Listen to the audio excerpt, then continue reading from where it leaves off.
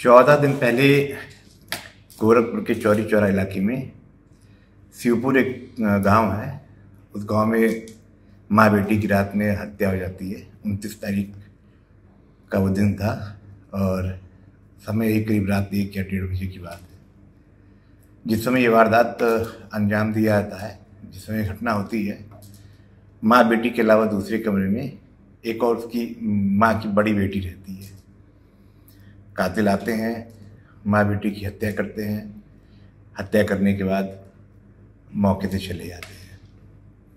हालांकि इस दौरान जो वारदात को अंजाम देने आए थे, उन्होंने दूसरी बेटी, इसका नाम खुशबू है, उसको भी मारने की कोशिश की, ऐसा खुशबू का कहना है। जो बेटी है वही अकेली चश्मदीद गवाह भी है।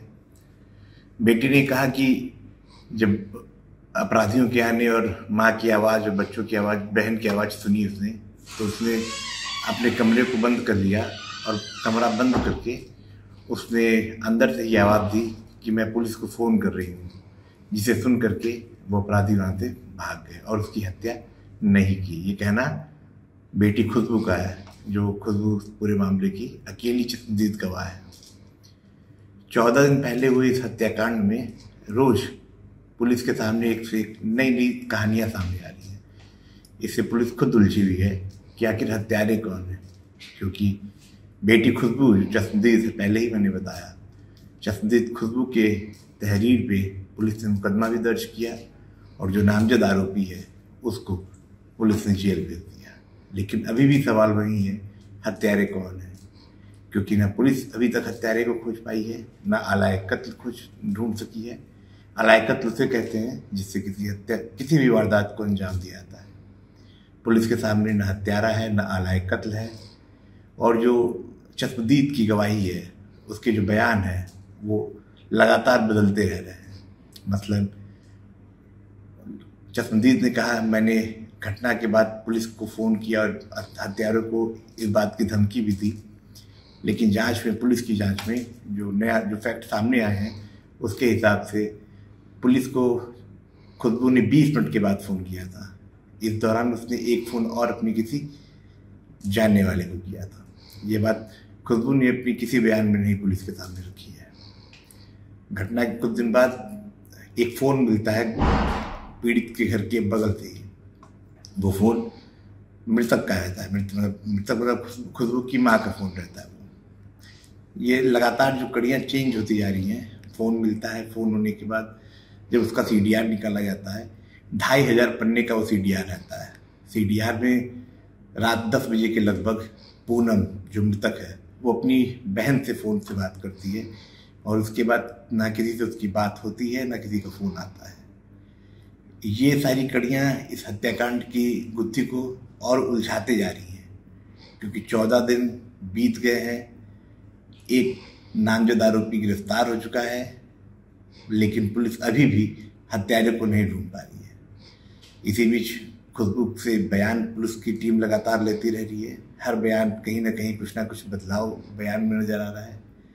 बयान के बीच में खुशबू ने एक और आरोप लगा दिया कि पुलिस वाले उनके साथ बदतमीजी कर रहे हैं, उनके साथ मारपीट कर रहे हैं। पुलिस वालों का कहना है कि दौरान बयान हमने उनसे जो अपने सवाल थे इस हत्याकांड को सुलझाने के लिए वही किए। बहरहाल इस पूरी कड़ी के बीच में 14 दिन का जो समय है और हत्यारे पुलिस से इतनी दूर हैं, जैसे पुलिस खुद नहीं समझ पा रही है कि कोई एक शख्स, 2 शख्स, 3 शख्स आखिर कौन किस तरीके से उस घटना को अंजाम दिया कि माँ बेटी की हत्या हो गई। एक ही घर में दूसरे कमरे में एक बड़ी बेटी रहती है। बड़ी बेटी हत्या होने के दौरान अपने होश में रहती है, वो सारी चीज़ों को देखती है। बयान तो उसने ये भी दिया था कि घर के एक फाटक के छोटे से छेद से हत्यारों को उसने पैर देखा था, जबकि पुलिस की जांच में इसकी और गहराई सामने आई है। पुलिस इन्हीं सब कड़ियों को एक साथ जोड़ करके पूरी कहानी तैयार करने के फिराक में है। हालांकि सूत्रों की माने तो भी हाल के दिनों में एक ऐसा नंबर मिला है पुलिस को जो खुशबू या उसकी माँ के साथ किसके साथ बातचीत के दौरान का है, ये भी वो साफ नहीं कर रही है। वो एक नंबर जो एक शख्स है, वही पुलिस के लिए इस पूरी हत्याकांड की गुत्थी को सुलझाने के लिए सबसे अहम किरदार साबित हो रहा है। पुलिस इसे लेकर के कार्रवाई करने की प्रयास कर भी रही है। पुलिस की टीमें अलग अलग क्षेत्रों में गई हैं। इसी एक नंबर की तलाश में है कि वो जो शख्स है पुलिस के सामने आए, फिर पुलिस उसको अपने हिसाब से इंटरोगेट करे, इस मामले की गुत्थी को सुलझाने की कोशिश करे। लेकिन जितना दिन ये बीतते जा रहा है, ये हत्याकांड की गुत्थी उतनी उलझती जा रही है और पुलिस के लिए सरदर्द की साबित हो सकती है। आप देख रहे हैं अमर उजाला का डिजिटल प्लेटफॉर्म। मैं हूँ रोहित, गोरखपुर से। तभी दरवाजा खुल गया, झूठ है ये, झूठ बात है। मेरे गांव के पूरे लोग आ गए थे, पुलिस तो आ गई थी, एम्बुलेंस आ गया, तब जाके मेरा दरवाजा खुला। सारा ऐसे झूठ बोल रहे हैं सब, ऐसे झूठ बोल रहे हैं सब। वह लोग सब वो हर से देख, वही लोग बोले जल्दी देखो किधर से रास्ता। मैं उसमें चिल्ला रही हूँ, खोलो मुझे, कोई खोलो। मेरी मम्मी को मार दिए सब। चाहते हैं आप? मैं चाहती हूँ सबको फांसी हो। किसको? संजय को,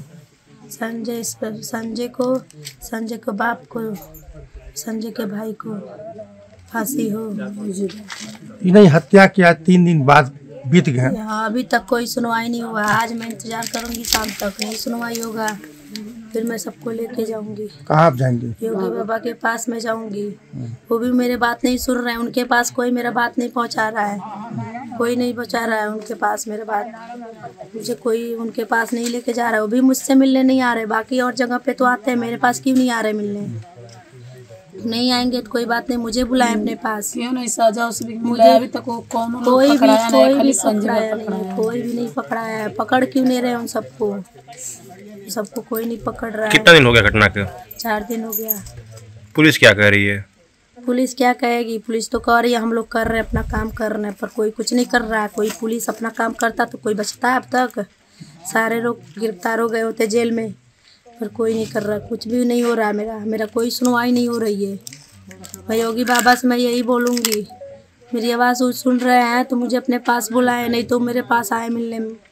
वो अपने बुलडोजर बेच के उसका घर ढा दे, गिरा दे उसका घर, उन सबको फांसी पे लटका दे। मुझे और कुछ नहीं चाहिए, बस उन सबको फांसी पे चढ़ना मैं देखूँगी, बस और कुछ नहीं मेरे को चाहिए। लेट नाइट सूचना प्राप्त हुई थी कि एक घर में 2 महिलाओं की हत्या हो गई थी। तत्काल मौके पर थाना प्रभारी और स्थानीय अधिकारी, मैं स्वयं भी यहाँ मौके पर आए थे और फील्ड यूनिट भी आई थी। उनके द्वारा भी यहाँ से फिंगरप्रिंट्स वगैरह उठाए गए हैं। इसके अलावा वैज्ञानिक तरीके से जो भी साक्ष्य उठाए जा सकते हैं, क्राइम ब्रांच और एसओजी को भी इसमें लगाया गया है। और जो भी परिजन जिसके खिलाफ भी नामजद तहरीर देंगे और उसके आधार पर एफआईआर की कार्रवाई की जाएगी और शीघ्र उनकी गिरफ्तारी करके वो जेल भेजा जाएगा। पंचायत में कार्रवाई चल रही है, पीएम के बाद और अन्य विधिक कार्रवाई की जाए। मृतक की बेटी का आरोप है कि पहले पुलिस का शिकायत है कि कुछ लोगों ने सुलानामा करा दिया, सब शिकायत। जो भी उसकी मृतका की जो बड़ी बेटी है वो जिस तरह का आरोप लगा रही है, जो भी चीज़ बताई जा रही है, सबकी जांच होगी, सब पर कार्रवाई। अगर आप ये वीडियो YouTube पर देख रहे हैं तो हमारे चैनल को सब्सक्राइब करें और बेल आइकन को दबाना ना भूलें। अगर आप Facebook पर ये वीडियो देख रहे हैं